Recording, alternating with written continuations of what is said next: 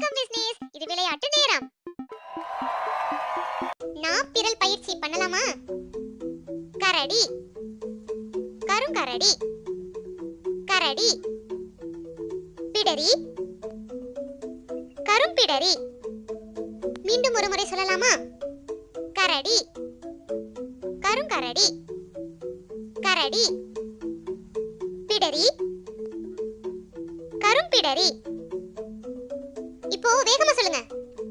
கரடி, கருங்கரடி, கரடி, பிடரி, கரும்பிடரி, கரடி, கருங்கரடி, கரடி, பிடரி, கரும்பிடரி. இன்னும் வேகமா சொல்லி பாருங்க.